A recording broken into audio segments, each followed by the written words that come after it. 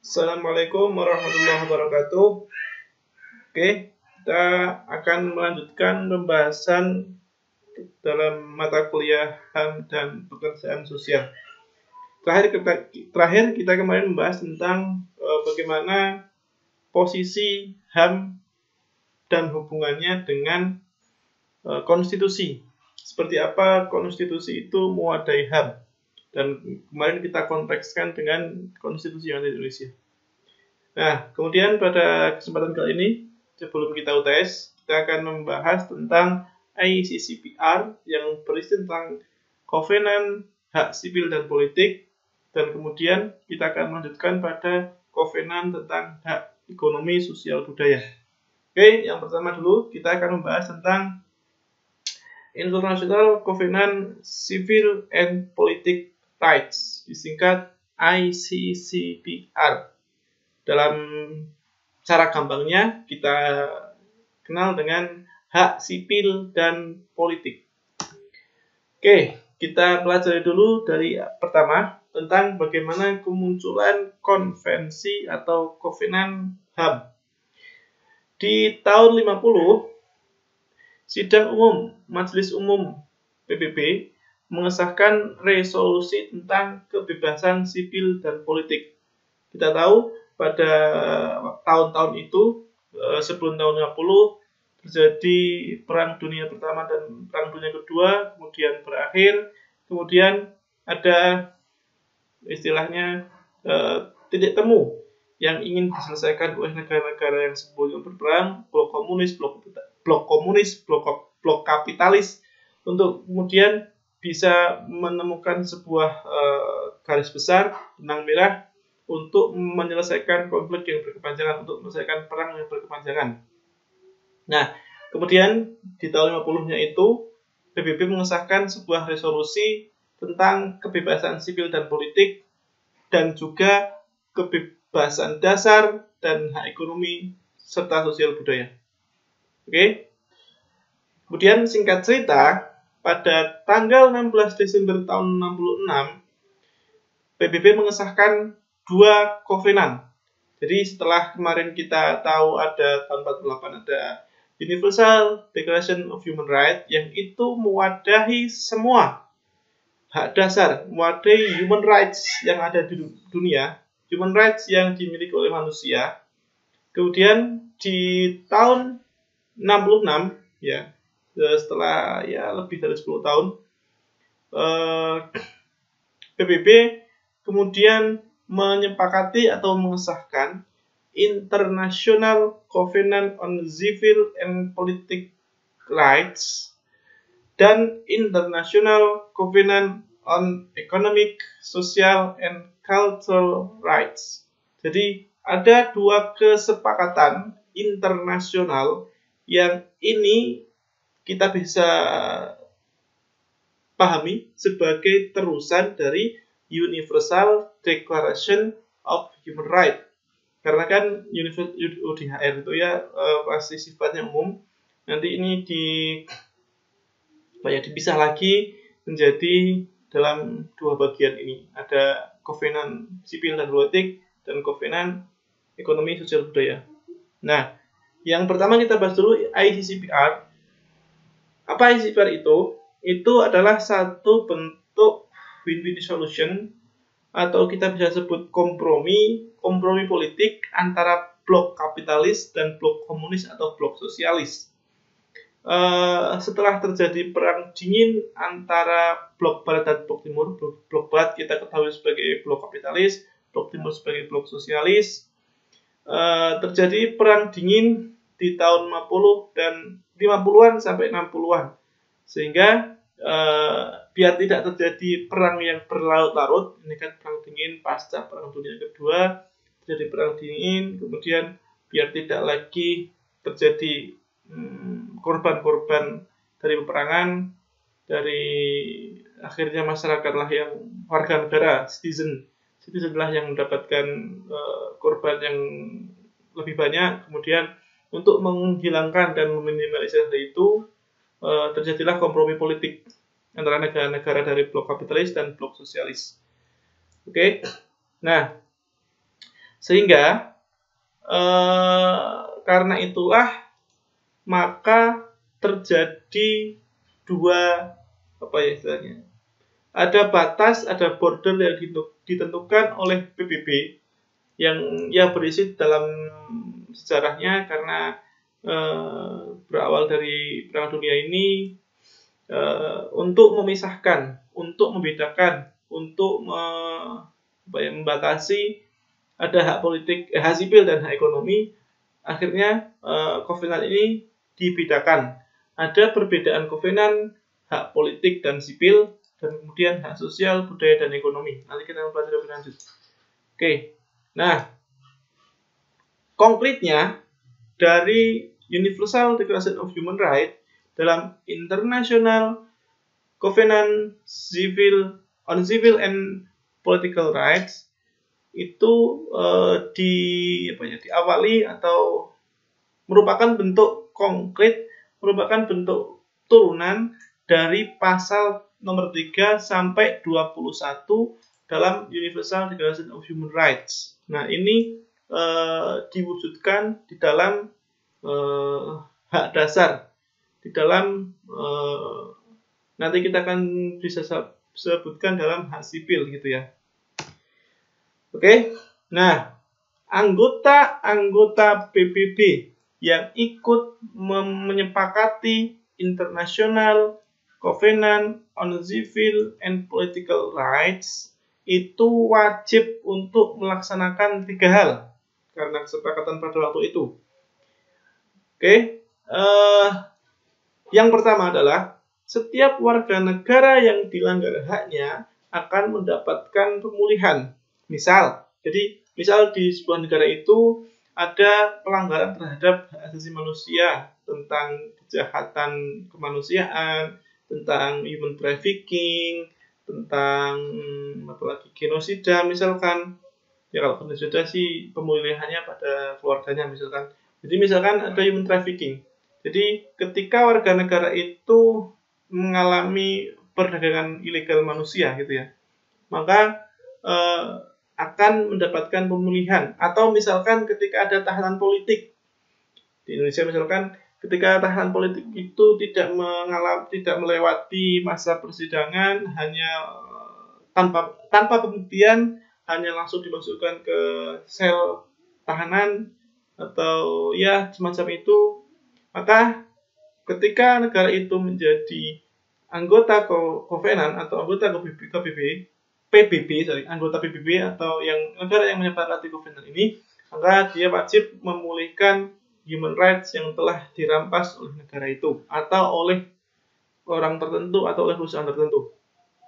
Oke. Kewajiban yang kedua adalah setiap warga negara yang menuntut akan diproses sesuai lembaga yang berwenang.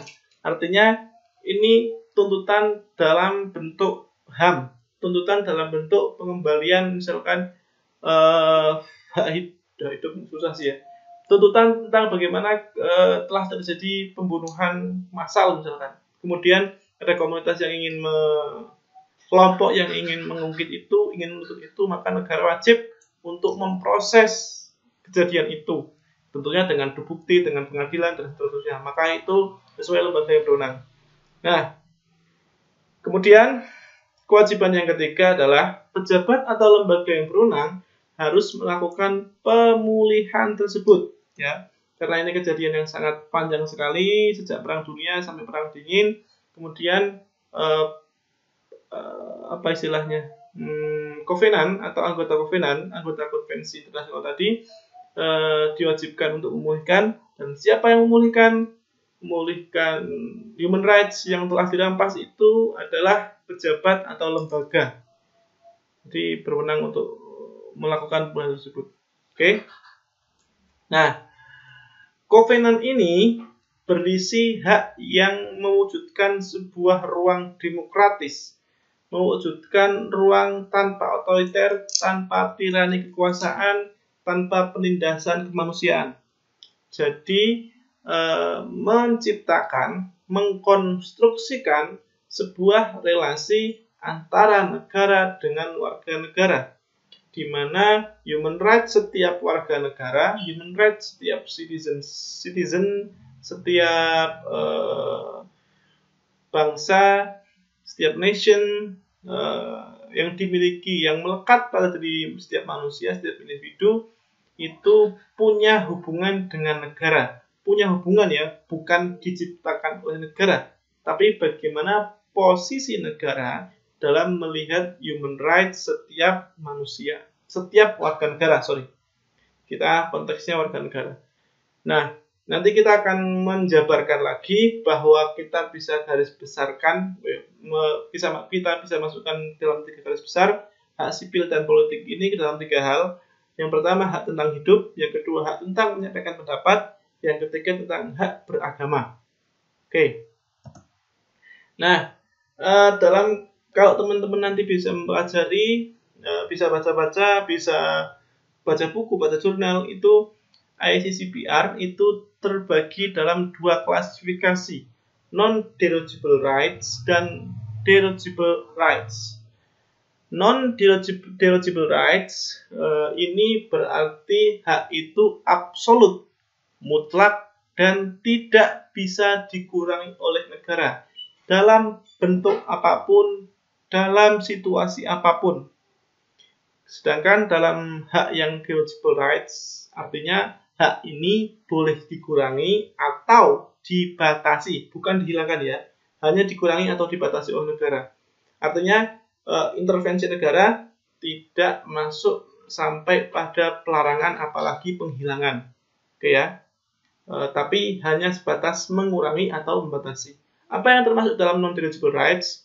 Yang pertama misalkan hak atas hidup, hak tentang bebas dari penyiksaan, hak bebas dari perbudakan, rights to be free from slavery, bebas dari penahanan karena gagal memenuhi hutang, bebas dari pemidanaan yang berlaku surut, bebas berpikir, berkeyakinan, beragama, itu masuk non-derogible rights. Bahwa hak yang semua ini adalah masuk di dalam negara tidak bisa mengurangi sedikit pun dalam bentuk apapun dan dalam situasi apapun. Berbeda dengan derogible rights, ini negara boleh membatasi dan mengurangi. Konteksnya mengurangi sesuai dengan porsi dan disesuaikan dengan kultur, dengan situasi, dengan kondisi yang tentunya tidak merugikan salah satu pihak. Apa saja yang masuk dalam derogible rights atau yang negara boleh membatasi adalah hak atas bebas berkumpul, hak berserikat, dan hak menyatakan pendapat. Nanti kita akan bahas lebih lanjut. Oke, ada 3 garis besarnya. Yang pertama kita bahas hak hidup. Jadi nanti kita akan membahas bagaimana posisi hukuman mati relasinya dengan hak hidup. Oke. Pasca Perang Dunia Kedua, hukuman mati ini praktiknya dibatasi. Tidak seperti sebelumnya ketika terbukti kejahatan misalkan ya, pembunuhan berencana atau apa tergantung peraturan negara, maka hukuman mati diberlakukan. Tapi pasca Perang Dunia Kedua, setelah ada Universal Declaration of Human Rights, hukuman mati praktiknya dibatasi. Di pasal 3 bahwa dikatakan everyone has the rights to life, liberty, and security of person. Artinya setiap orang itu berhak untuk hidup, berhak untuk bebas, berhak untuk menerima keamanan dari setiap manusia. Artinya ketika hukuman mati itu dijatuhkan, meskipun itu terbukti bersalah, maka dia tidak punya lagi hak untuk hidup. Oke? Kata Paul Sigrat bahwa hak hidup itu mengandung 2 hal. Hak bebas dari siksaan dan hak bebas dari penghinaan lainnya. Artinya ketika bentuk sebuah hukuman itu adalah sebelum ke hukuman mati ya, bentuknya adalah siksaan atau penghinaan, maka itu kita bisa artikan sementara bahwa jenis hukuman itu adalah menghilangkan hak hidup manusia. Oke, ini kita kaji perlahan-lahan dulu. hak dan kebebasan yang dijamin di dalamnya akan terpenuhi jika peran negara dibatasi. Jadi berbeda dari ini kan non-delegible rights, artinya negara tidak boleh intervensi terlalu dalam. Jadi yang dibatasi bukan haknya, tapi yang dibatasi peran negara untuk menjamin hak hidup warga negaranya. Oke? Apa yang terjadi jika negara berperan terlalu intervensionis? Hak tersebut akan dilanggar negara. Jadi misalkan ada peraturan tentang, misalkan ya kita bayangkan di Indonesia ada ini kita hanya berimajinasi. Misalkan di Indonesia kita suatu saat terkeluar tentang undang-undang hak kehidupan manusia, misal. Terus pasal ke-17 menyatakan hak hidup itu harus bla bla bla bla bla. Tapi artinya hidupnya warga negara diatur oleh negara. Nah, ini merupakan salah satu bentuk intervensi yang terlalu mendalam terhadap hak hidup manusia, sehingga hak tersebut, hak tentang hidup, bisa saja dilanggar oleh negara karena terlalu masuknya peran negara ke dalam hak hidup manusia. Oke? Nah, kita merujuk pada pasal 6 ICCPR ayat 1 bahwa hidup itu tidak bisa dicabut. Every human being has the inherent rights to life, even sejak lahir oleh Tuhan. Jadi setiap manusia itu terwujud atau terkandung sebuah hak untuk hidup, sehingga hak hidup itu tidak bisa dicabut. Itu ada sejak manusia itu dilahirkan oleh Tuhan. Maksudnya tidak oleh ibu, maksudnya ini dilahirkan sejak lahir itu ada dan diberikan oleh Tuhan. Hak hidup itu yang memberikan Tuhan, bukan manusia, bukan negara. Sehingga dalam pengertian ini, dalam pengertian hak hidup, hukuman mati itu milik Tuhan karena yang menghidupkan Tuhan. Gitu ya. Oke, kita lihat lagi dari pengertian Manfred Nowak bahwa hukuman mati itu dapat ditegakkan dengan catatan tidak sewenang-wenang. Oke ya, jadi artinya ada ini dengan ukuran yang lain. Artinya ada indikator-indikator yang jelas, indikator-indikator yang tegas agar hukuman mati itu tidak sewenang-wenang diberikan oleh siapa saja. Ada batas-batas yang cukup membatasi bagaimana hukuman itu dilaksanakan. Tapi pada kenyataannya, hakim itu ada kemungkinan kesalahan pengambilan keputusan. Meskipun hakim itu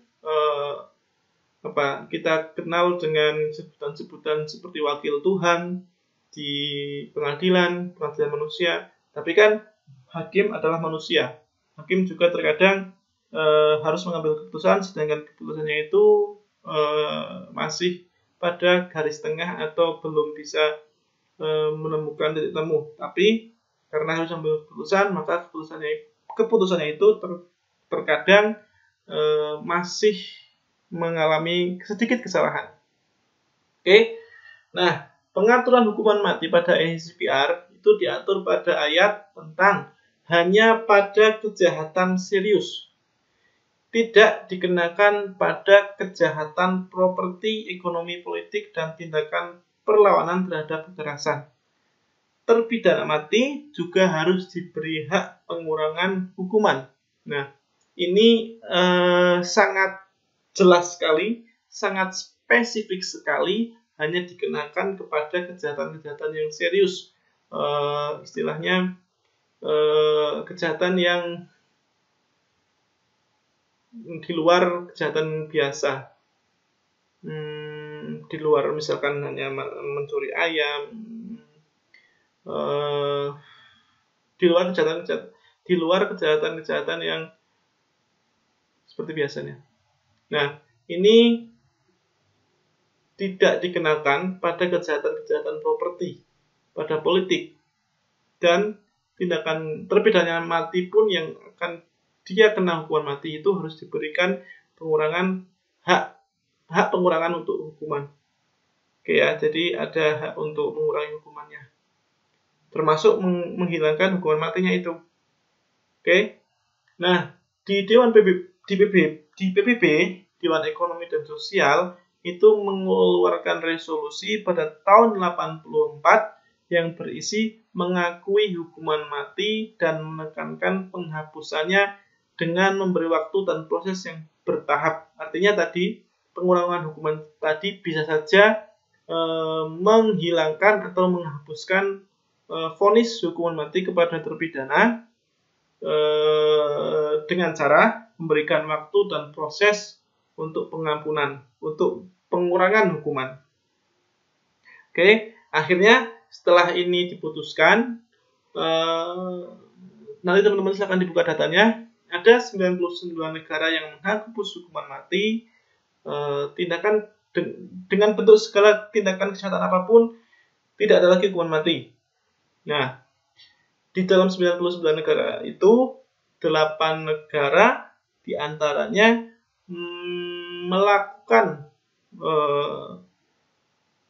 masih melakukan hukuman mati di luar pelaku tindak umum, itu ya. Dan 33 negara menjalankan penghentian sementara atau moratorium hukuman mati. Nah, kita sifat saja. Kemudian hak menyampaikan pendapat. Ini tadi derogatable rights, artinya negara bisa berintervensi untuk membatasi atau mengurangi hak menyampaikan pendapatnya. Maka termasuk Undang-Undang ITE itu, informasi dan teknologi elektronik, itu adalah bentuk bagaimana negara membatasi hak menyampaikan pendapat warga negaranya. Nah, hak menyampaikan pendapat itu tentang bagaimana kebebasan penyampaian pendapat dilindungi dalam bentuk verbal maupun non-verbal. Termasuk kita berbicara di muka publik, kita mengisi seminar misalkan, teman-teman misalkan ngomong di depan umum, dan yang berbentuk tertulis kita bisa pahami dalam bentuk media misalkan, sosial media, dan seterusnya. Nah, kita merujuk di pasal 19 UDIHR itu berisi tentang semua orang memiliki hak untuk bebas setiap orang memiliki hak untuk merdeka menyampaikan pendapatnya, termasuk bebas menahan opininya atau mendapatkan informasi dari dia. Jadi artinya setiap orang itu bebas merdeka untuk beropini, berpendapat, pendapat dari ekspresinya, termasuk di dalamnya menahan idenya dan mencari, mendapatkan, dan mendapatkan akses tentang informasi dari ide tertentu atau pemikiran tertentu. Artinya tidak hanya pada orang itu bagaimana menyampaikan pendapatnya, tapi ketika saya bisa berhak untuk mendapatkan informasi apapun yang menjadi konsumsi publik atau informasi yang berhak saya terima. Itu konteks bagaimana hak menyampaikan pendapat. Ini merupakan hak yang memiliki banyak sisi, yang menunjukkan keluasan dan cakupan hukum HAM internasional. Ini sifatnya dinamis, ini hak menyampaikan pendapat itu sifatnya lebih menyangkut pada banyak hal, etnis, suku, bahasa, kultur, dan seterusnya.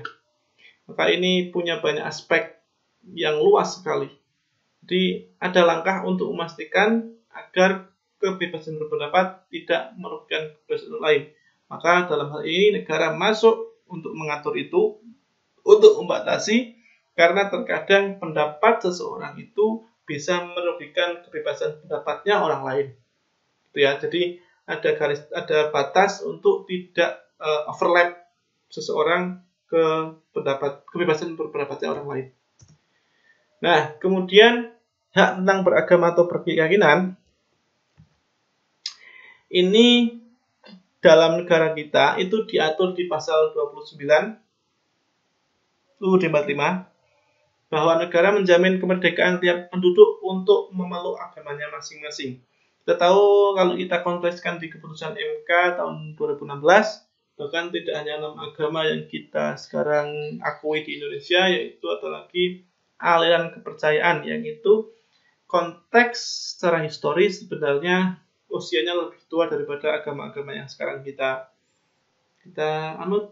pelajari, ya, karena bentuk animisme dan dinamisme itu lebih tua, maka itu kita anggap dalam tanda kutip sebenarnya itu religi tuan rumah gitu ya, baru mendapatkan pengakuan di tahun 2016. Oke, konteks itu nanti kita bahas lebih lanjut lagi.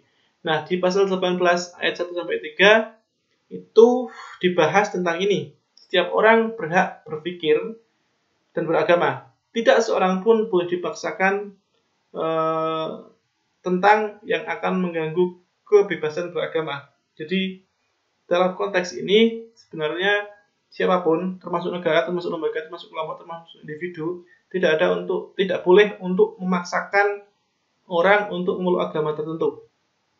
Oke, di pasal ketiganya, kebebasan untuk menjalankan agama dan perlu melindungi keamanan hak kebebasan orang lain. Jadi artinya kita menjalankan ritual agama kita, tapi kita juga perlu melindungi, kita atau negara lah, masyarakat atau negara itu juga perlu melindungi keamanan hak kebebasan beragama orang lain. Meskipun kita bebas melaksanakan ritual agama, dalam artian ritual agama kita itu tidak mengganggu kebebasan ritual agama orang lain atau kelompok lain. Nah, dalam konteks ICCPR, bahkan memperbolehkan seseorang untuk tidak mempercayai kepercayaan apapun. Ini bisa dalam dua bentuk, bisa agnostik, bisa ateis. Agnostik itu percaya Tuhan tapi nggak percaya agama. Ateis itu tidak percaya Tuhan. Artinya tidak percaya Tuhan atau tidak percaya agama, bagi pengertian yang besar, dalam konsep yang besar, itu juga termasuk agama. Itu juga termasuk kepercayaan. Ya, saya tidak percaya agama, itu adalah merupakan bentuk kepercayaan saya kepada agama, misalkan gitu. Oke. Nah, di pasal 3 Deklarasi PBB tahun 81 itu menyebutkan diskriminasi atas dasar agama merupakan penghinaan terhadap martabat manusia. Jadi tidak ada lagi diskriminasi atas dasar agama, karena itu menyangkut tentang human rights, hak dasar dari manusia. Di pasal 18 ayat 3 ICCPR ada pembatasan pada hak beragama. Oke, pembatasan ini tentunya berkaitan tentang hanya diizinkan bila diperkenankan oleh hukum. Artinya tidak semena-mena membatasi hak beragama orang itu. Jadi dibatasi ya, bukan dilarang ya, bukan dipaksa ya. Dibatasi jika diizinkan oleh hukum di negara tersebut. Untuk melindungi keselamatan masyarakat, misalkan masyarakat ya, bukan nasional, bukan keselamatan negara, tapi keselamatan masyarakat. Misalkan dalam rangka untuk mencegah kerusuhan. Jadi misalkan ketika ada agama yang misalkan dianggap baru nih, misalkan kepercayaan baru di sebuah negara ini, kemudian agar tidak terjadi kerusuhan, maka negara bisa saja mengambil alih atau mengambil perannya untuk menginvestigasi kepercayaan yang dianggap mungkin di masyarakat tersebut dianggap aneh, dianggap menyimpang, misalkan, agar biar tidak terjadi kerusuhan yang mendalam, negara hadir untuk menyelesaikan itu. Oke. Untuk selain itu bisa dibatasi, hak beragama bisa dibatasi. Dalam ICCPR itu dijelaskan yang ketiga alasannya adalah untuk melindungi hak dasar orang lain. Bukan semua hak ya, tapi melindungi hak dasar orang lain sehingga hak beragama itu bisa saja dibatasi. Di negara Prancis misalkan, meskipun negara sekuler, itu tetap tidak boleh melarang orang untuk beribadah dalam bentuk agama apapun. Karena hak tersebut dilindungi oleh HAM internasional. Oke, misalkan tidak boleh melarang simbol agama termasuk jilbab. karena mempertahankan sekularisme misalkan gitu. Jadi sekularisme itu sebenarnya tidak menerima agama, tidak melarang agama, memisahkan antara agama dan negara, mengembalikan agama ke individu. Jadi dalam negara sekuler itu agama bukan menjadi tanggung jawab negara, tapi masuk ke ranah privat, masuk ke ranah individu. Meskipun demikian, sehingga negara dalam bentuk apapun tidak boleh melarang orang untuk beragama apapun, itu ya.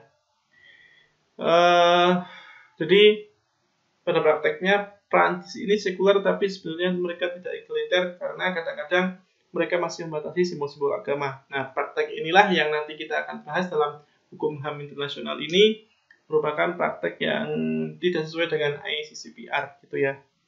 Oke. Thank you, terima kasih, semoga itu bermanfaat. Assalamualaikum warahmatullahi wabarakatuh.